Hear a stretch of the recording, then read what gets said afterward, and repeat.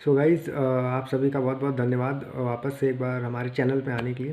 तो जैसा कि पहले वाली वीडियो में हमने बात की थी कि स्टार्टअप इंडिया में क्या क्या मैंडेटरी क्राइटेरिया है अगर आप अपनी कंपनी को रजिस्टर कराना चाहते हैं, और उसी की ये दूसरी वीडियो है जिसमें आज हम बात करेंगे कंपनी रजिस्ट्रेशन के बारे में कि अगर आप एक स्टार्टअप हैं तो आपके लिए कौन सी वाली रजिस्ट्रेशन ज़्यादा बेटर है। हाँ तो दोस्तों, एक बार फिर से अगर वीडियो की क्वालिटी अच्छी ना हो तो वी आर रियली सॉरी। तो चलिए स्टार्ट करते हैं। मैं आपको कंप्यूटर स्क्रीन पे ले चलता हूँ और वहाँ पे आपको बताता हूँ कि कैसे कौन सी कंपनी आपके लिए स्टार्टअप इंडिया में रजिस्टर होने के लिए सही रहेगी। मैं ये बताना चाहूँगा कि अगर आप भारत में अपना कोई भी स्टार्टअप करना चाहते हैं, आप बिज़नेस स्टार्ट करना चाहते हैं, तो दो माध्यम से कर सकते हैं। सबसे पहला है कि फ़र्म बना के और कंपनी बना के, दोनों की अपने अपने प्रॉस और कॉन्स हैं। हम बारी बारी से देखते हैं, ठीक है। तो मैं आपको बताता हूँ सबसे पहले कि फ़र्म और कंपनी में डिफरेंस क्या होता है। तो जैसा कि आप देखिए, अगर आप यहाँ पे देख पा रहे हैं स्क्रीन पे, तो एक ये है फर्म, ठीक है। फर्म दो तरीके के होते हैं कि प्रोप्राइटरशिप फर्म आप बना के काम कर सकते हैं और पार्टनरशिप फर्म, ठीक है। अभी हम आगे जानेंगे कि इन दोनों का मतलब क्या होता है। और कंपनी तीन तरीके से आप स्टार्ट कर सकते हैं। एक तो प्राइवेट लिमिटेड कंपनी, दूसरा वन पर्सन कंपनी, और तीसरा लिमिटेड लाइबिलिटी कंपनी, ठीक है। तो आपको ये डिसाइड करना है कि आप फर्म बना के काम स्टार्ट करना चाहते हैं कि कंपनी बना के।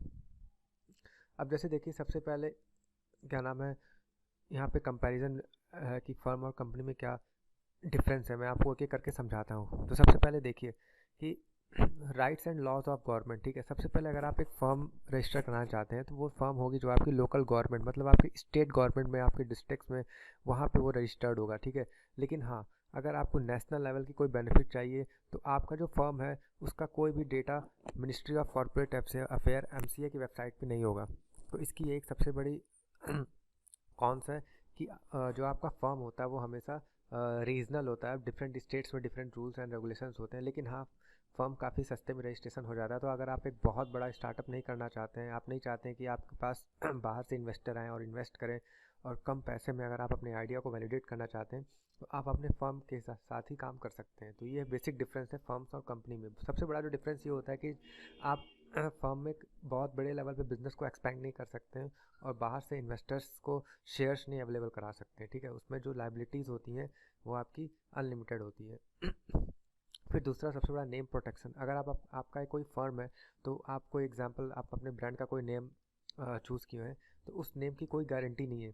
कल को मान लीजिए आपका बिजनेस बड़ा हो सकता है तो कोई भी उसको ले सकता है, ठीक है। तो ये सबसे बड़ा डिफरेंस है कि कंपनी का जो नाम है वो आपका प्रोटेक्ट नहीं रहता है फर्म में, हालांकि ये अब देखिए यहाँ पे क्या होगा कि आपको बिजनेस का बिजनेस करने की अनुमति मिल जाती है, और क्या नाम है, केवल एक पर्टिकुलर स्टेट के अंदर, ठीक है।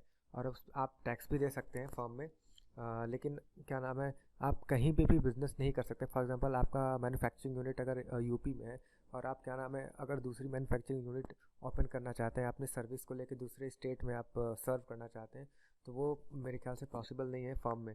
तो फर्म का जो लिमिटेशंस होता है वो काफ़ी छोटे बिजनेस में, छोटे दायरे में अगर आप करना चाहते हैं। फॉर एग्जांपल क्या नाम है, जैसे लघु कुटीर उद्योग होता है, small and mid size enterprises, तो उसके लिए आप फर्म को रजिस्टर कर सकते हैं, ठीक है। जाके कंपनी में आप कहीं भी पूरे ऑल ओवर इंडिया में, इंडिया के बाहर भी अगर आप एक प्राइवेट लिमिटेड कंपनी है तो पूरे वर्ल्ड वाइड आप बिजनेस कर सकते हैं। फिर जो चौथा पॉइंट है वो है फंड फॉर द बिजनेस। जैसे कि इसमें देखिए दोस्तों, लिखा हुआ है can't raise fund in exchange of share from investor. जैसा कि मैंने पहले ही बताया था कि आप इसमें, आपकी जो फर्म की जो लाइबिलिटी होती है वो अनलिमिटेड होती है। तो आप ही इसमें, मतलब सबसे बड़े, अगर आप वन पर्सन फर्म है या आपकी पार्टनरशिप फर्म है, तो आप अगर दो लोग हैं तो उन दोनों लोगों की लायबिलिटी इक्वल होगी। तो आप यहाँ से बाहर से इन्वेस्टर्स नहीं ला सकते हैं, आप अपने शेयर्स को डिस्ट्रीब्यूट नहीं कर सकते हैं। ये सबसे बड़ा ड्रॉबैक है। इसीलिए बहुत सारे स्टार्टअप्स थोड़ा सा महंगा भी होता है प्राइवेट लिमिटेड, लेकिन मतलब कंपनी रजिस्ट्रेशन ही कराते हैं। तो आप यहाँ पे फंड नहीं रेज कर सकते हैं, लेकिन यहाँ पे आपको पूरी आज़ादी है। आप कितने भी 2 4 10 इन्वेस्टर से आप कितने भी फंड रेज कर सकते हो। अब देखिए यहाँ पे क्या है, terms in the brand name. यदि आपका कंपनी का नाम है फॉर एग्जांपल अंशिका लिमिटेड, तो आप वहाँ पे प्राइवेट लिमिटेड या ओपीसी या एलएलपी लिमिटेड लाइबिलिटी पार्टनरशिप ये सब वगैरह नाम यूज़ नहीं कर सकते हैं, ठीक है। और अगर आपकी कंपनी है तो आप बिल्कुल, आप वहाँ पे प्राइवेट लिमिटेड या पब्लिक जो भी है लिमिटेड लाइबिलिटी पार्टनरशिप, आप इसका नाम यूज़ कर सकते हैं। फिर देखिए बाउंडेशन क्या है।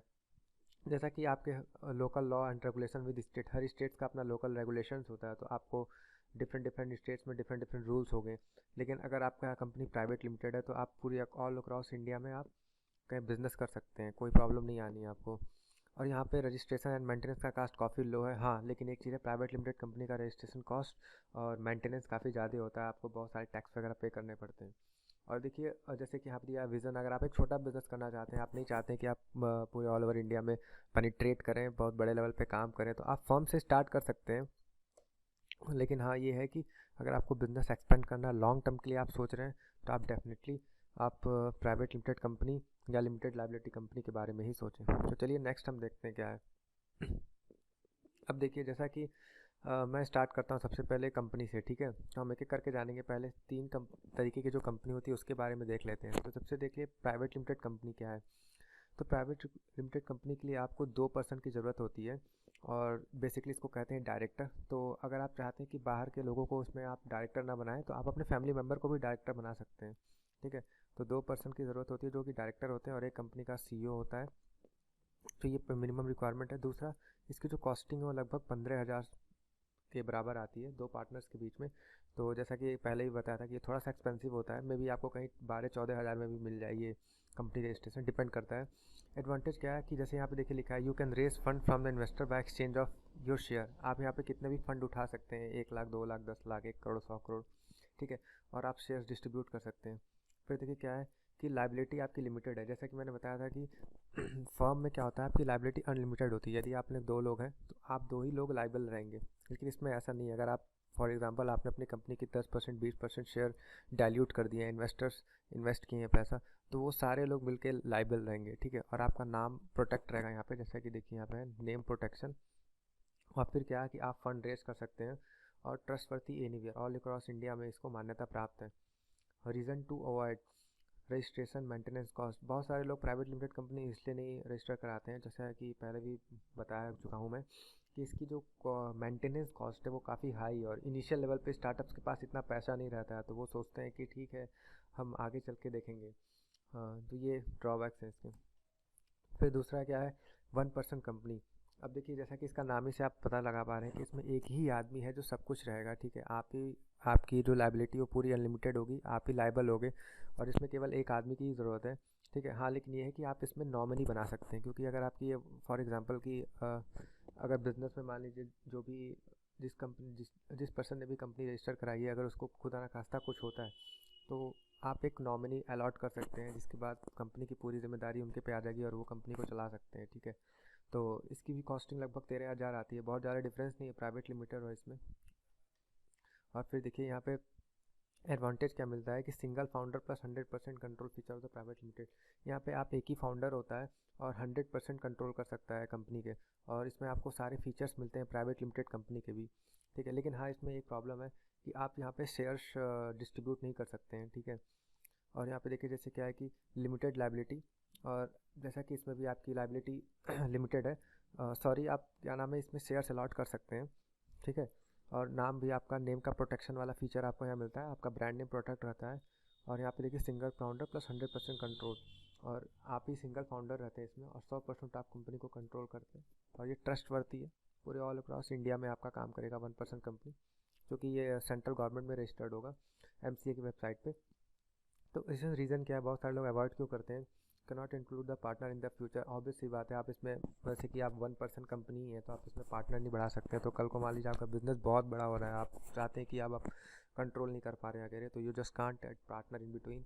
और वैसे बजट की भी प्रॉब्लम है, तो ये 2 बहुत बड़े रीजंस हैं, ठीक है। फिर नेक्स्ट टाइप्स की कंपनी क्या है, तो एक है आपका लिमिटेड लाइबिलिटी पार्टनरशिप, इसको LLP भी कहते हैं। तो इसमें क्या आपके देखिए ये भी कुछ एक तरीके से प्राइवेट लिमिटेड की तरह ही है। इसमें आपको 2 पर्सन की ज़रूरत होती है जो कि डायरेक्टर्स होते हैं। TIN नंबर जनरेट होता है, डायरेक्टर आइडेंटिफिकेशन नंबर। वो आपके फैमिली और मेंबर भी हो सकते हैं, अगर आप नहीं चाहते कि बाहर के लोग आएँ। कॉस्टिंग लगभग इसमें 9,000 पड़ेगी आपकी, और 2 पार्टनर्स होंगे।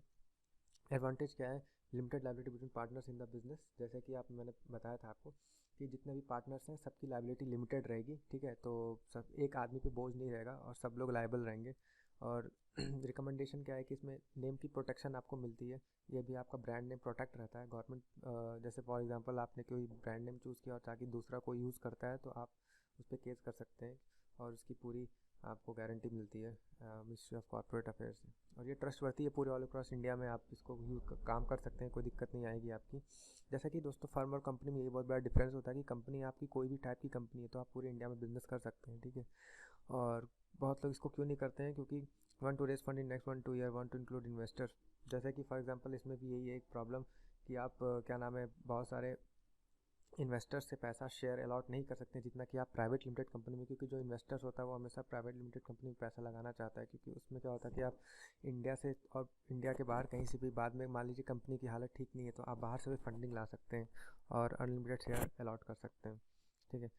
तो फिर नेक्स्ट क्या है, अब फिर फर्म में देख लेते हैं। जैसे कि 3 कंपनी में हमने बता दिया डिफरेंस। अब फर्म में क्या है, फॉर एग्जांपल कि आप प्रॉपर्टरशिप फर्म अगर आप रजिस्टर कराना चाहते हैं तो उसके लिए रिक्वायरमेंट क्या है, एक कोई भी एक पर्सन की रिक्वायरमेंट है।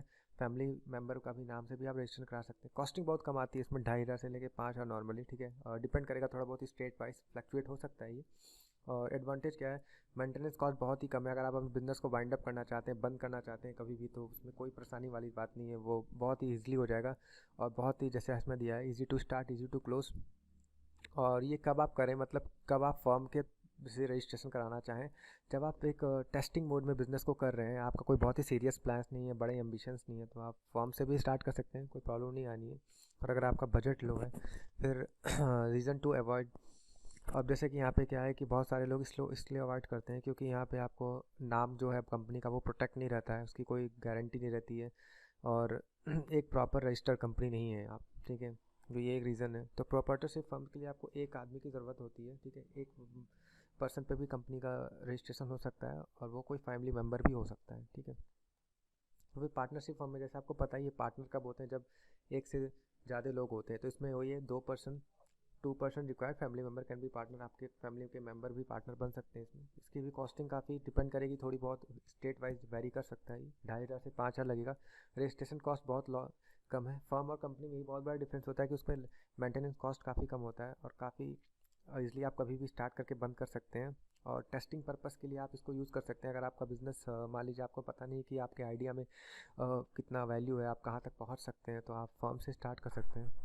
और फिर रीज़न टू अवॉइड, सबसे बड़ा रीज़न यही है कि इसमें भी जैसे कि हर फॉर्म्स में होता है कि आप अपने नेम को प्रोटेक्ट नहीं कर सकते हैं। और क्या नाम है, और टुगेदर ये एक प्रॉपर रजिस्टर्ड कंपनी नहीं होगी। अगर आप चाहेंगे पूरे